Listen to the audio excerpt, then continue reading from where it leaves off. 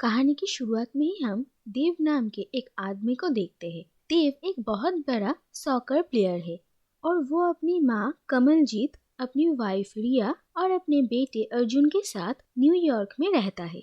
और दूसरी तरफ हम देखते हैं माया नाम की एक लड़की को। माया अपने बचपन के दोस्त ऋषि तलवार से शादी करने वाली है।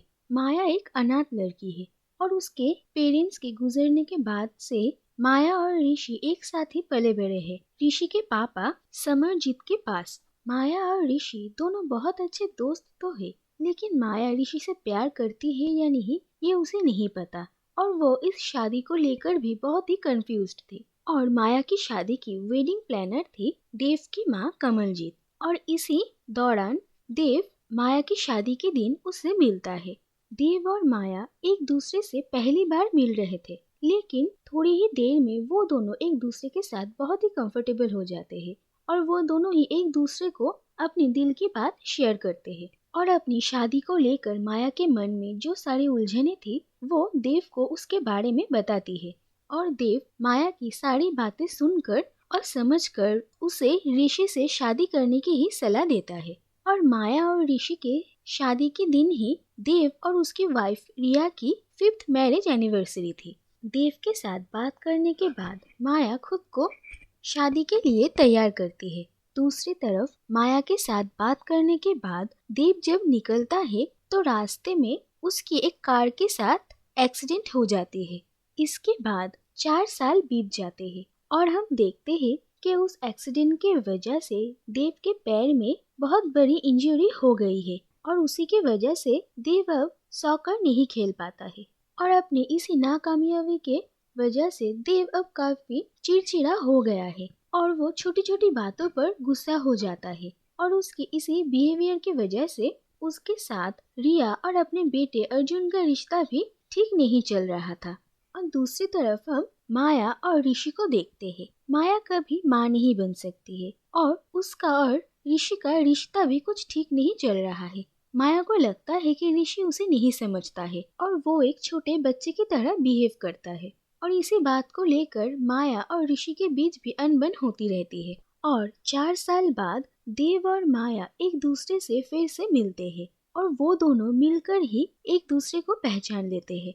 और दूसरी तरफ ऋषि और रिया का भी प्रोफेशनल रीजंस की वजह से जान पहचान होती है और वो चारों एक पार्टी में मिलते हैं जहाँ पर ऋषि के पापा समरजीत और देव की माँ कमलजीत एक दूसरे से मिलते हैं। समरजीत अपनी वाइफ और कमल अपने हस्बैंड को बहुत साल पहले ही खो चुके हैं और उन दोनों की हालत एक थी। इसी बात से वो दोनों एक दूसरे के साथ घुल मिल जाते हैं और अच्छे दोस्त बन जाते हैं। और देव और माया की हालत भी एक ही थी। वो दोनों ही अपने अपने हस्बैंड एंड वाइफ के साथ खुश नहीं थे और वो सैम और कमल को देखकर ये डिसाइड करते हैं कि क्यों ना वो लोग भी अच्छे दोस्त बन जाए और अपने अपने शादी को बचाने के लिए एक दूसरे की हेल्प करे, क्योंकि वो दोनों ही एक दूसरे की सिचुएशन को अच्छे से समझ पाएंगे। उसके बाद देव और मीरा एक दूसरे से मिलने लगे और एक दूसरे को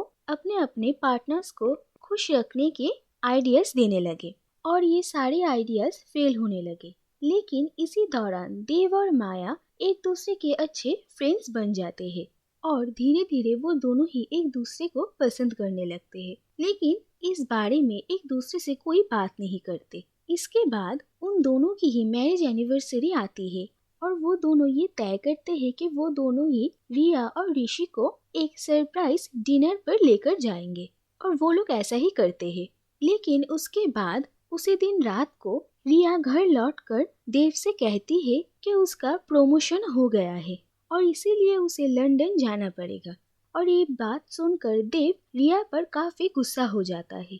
रिया एक फैशन मैगजीन की एडिटर है और वो अपने करियर में बहुत सक्सेसफुल है। रिया की ये सक्सेस देव की जलन की वजह बन गई है और इसी वजह से उन दोनों का रिश्ता भी धीरे धीरे खराब हो गया। देव रिया को बहुत सारी बातें सुनाता है, लेकिन उसके बाद रिया देव से कहती है कि वो ये प्रमोशन नहीं लेने वाली थी क्योंकि उसे उसकी फैमिली की फिक्र है और वो देव को सीधा सीधा ये कह देती है कि वो उसके सक्सेस से जलता है क्योंकि वो खुद कुछ अचीव नहीं कर पाया है और उन दोनों के बीच बहुत बड़ा झगड़ा हो जाता है। दूसरी तरफ माया और ऋषि के बीच भी अपने रिलेशन को लेकर झगड़ा हो जाता है और ऋषि माया से कहता है कि उसे उन दोनों के रिश्ते पर ध्यान देना चाहिए। यहाँ तक ऋषि ने माया को ये भी ताना सुना दिया कि वो कभी माँ नहीं बन सकती। और अपने अपने घर में झगड़ा होने के बाद माया और देव दोनों ही घर से निकल जाते हैं और दोनों एक ही जगह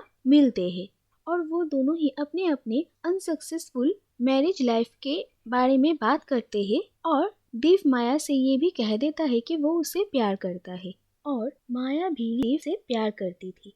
और फिर माया और देव का अफेयर शुरू हो जाता है और ऐसे ही बहुत वक्त बीत जाता है। उसके बाद सैम और कमल अपने अपने घर की प्रॉब्लम्स एक दूसरे से शेयर करते हैं और वो दोनों ये आइडिया निकालते हैं कि उन्हें ऋषि और रिया को एक दूसरे से मिलवाना होगा, जिसके बाद वो दोनों एक दूसरे के सिचुएशन को समझेंगे और एक दूसरे की शादी के ऊपर काम करेंगे। और ऐसा ही होता है। ऋषि और रिया पहले मिल चुके थे लेकिन उनकी दोस्ती नहीं हुई थी और अब वो दोनों अच्छे दोस्त बन जाते हैं और एक दूसरे के साथ अपनी प्रॉब्लम्स शेयर करते हैं और एक दूसरे को सोल्यूशन भी देते हैं। और वो दोनों ये डिसाइड करते हैं कि वो दोनों अपनी अपनी शादीशुदा जिंदगी को सुधारने की कोशिश करेंगे। और उन लोगों की ये कोशिश देखकर माया को काफी बुरा लगता है और वो और देव ये सोचते हैं कि वो दोनों रिया और ऋषि को धोखा दे रहे हैं। लेकिन इसके बाद ही एक दिन सैम और कमल देव और माया को देख लेते हैं और उन लोगों को सारी बातें समझ में आ जाती है और उन दोनों को काफी बुरा लगता है क्योंकि उन्हें पता था कि रिया और ऋषि अपनी शादी को बचाने के लिए कितना कोशिश कर रहे थे। और उसी दिन रात को सैम को हार्ट अटैक आ जाता है और वो जाने से पहले माया को ये कह जाते हैं कि वो ऋषि को छोड़ दे क्योंकि वो उसे प्यार नहीं करती है और वो खुद को और ऋषि को दोनों को ही खुशियों से दूर रख रही थी। और सैम की मौत के बाद माया और देव दोनों ही ये फैसला लेते हैं कि उन दोनों को अब अपना रिश्ता खत्म करना पड़ेगा और अपने अपनी शादी को निभाना पड़ेगा। लेकिन उससे पहले ही वो दोनों ऋषि और रिया को अपने अफेयर के बारे में सारा सच बताएंगे और फिर ही नई जिंदगी की शुरुआत करेंगे। लेकिन जब रिया और ऋषि दोनों को ही माया और देव के अफेयर के बारे में पता चलता है तो वो दोनों ही देव और माया पर बहुत गुस्सा होते हैं और उन दोनों को छोड़ने का फैसला लेते हैं। और फिर देव को रिया का घर और माया को ऋषि का घर छोड़ना पड़ता है। ऋषि के घर से निकलने के बाद माया देव को फोन करती है लेकिन वो दोनों ही एक दूसरे से ये झूठ कहते हैं कि रिया और ऋषि उन दोनों पर गुस्सा तो है लेकिन उन दोनों ने ही उन्हें एक मौका दिया है और वो दोनों ही अपने अपने शादीशुदा जिंदगी में आगे बढ़ने के लिए तैयार है। इसके बाद 3 साल बीत जाते हैं और इन 3 सालों के बीच माया और देव का रिया और ऋषि के साथ डिवोर्स हो जाता है और वो दोनों अकेले अपनी एक जिंदगी गुजारते हैं। और उसके बाद एक दिन ऋषि माया से एक दोस्त की हैसियत से मिलने के लिए आता है और वो माया से कहता है कि वो एक लड़की से प्यार करता है और बहुत जल्द शादी करने वाला है और वो माया को अपने शादी में इनवाइट करता है। माया ऋषि के लिए बहुत खुश थी। दूसरी तरफ रिया का बॉस जय रिया को प्रपोज करता है जो कि उसे पहले से ही बहुत पसंद करता था और रिया और जय दोनों बहुत अच्छे दोस्त थे। उसके बाद देव एक आखिरी बार अर्जुन और रिया से मिलने के लिए आता है क्योंकि वो अपने नए जॉब के लिए एक दूसरी जगह जाने वाला था। उसके बाद रिया जय के साथ उसकी एक फ्रेंड की शादी के लिए जाती है और जय की वो फ्रेंड ही ऋषि की वाइफ है और वहाँ पर ऋषि रिया और जय को एक साथ देखता है और फिर उन दोनों को ही पता चलता है कि वो लोग अब देव और माया के साथ नहीं है।